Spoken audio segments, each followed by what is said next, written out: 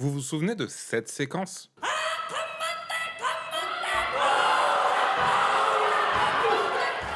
Le 14 novembre 2024, une session du Parlement néo-zélandais est suspendue après que des parlementaires aient lancé un haka en protestation contre le vote d'une proposition de loi. En parallèle de cette session parlementaire, il y a eu un hikoi, une marche de protestation contre cette proposition de loi qui a réuni plus de 20 000 personnes et traversé l'île nord du pays en partant de Waitangi, où a été signé le traité à l'origine, jusqu'à Wellington, la capitale. Cette proposition de loi, elle vise à réinterpréter le traité de Waitangi, Te Tiriti o Waitangi en maori, signé entre la couronne britannique et les chefs maoris en 1840. Et contrairement à beaucoup d'autres colonies, jusqu'à ce moment-là, il n'y avait pas vraiment eu de douille, quoi. Il y a des relations à peu près bonnes entre les colons et les Maoris, hein. Le but, c'est vraiment d'établir une collaboration à long terme, sans flouer qui que ce soit. Surprenant, je sais.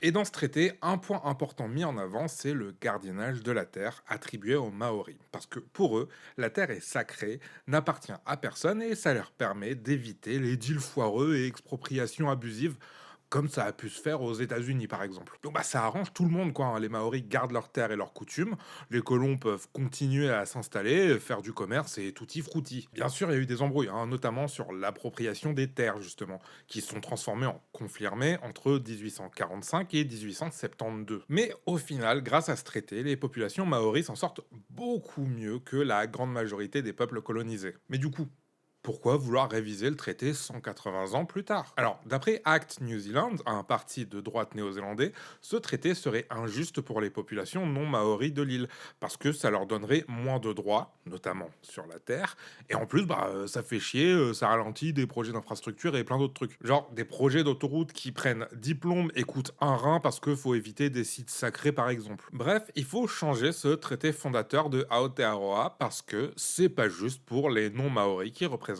80% de la population. Sauf que, il y a une douille.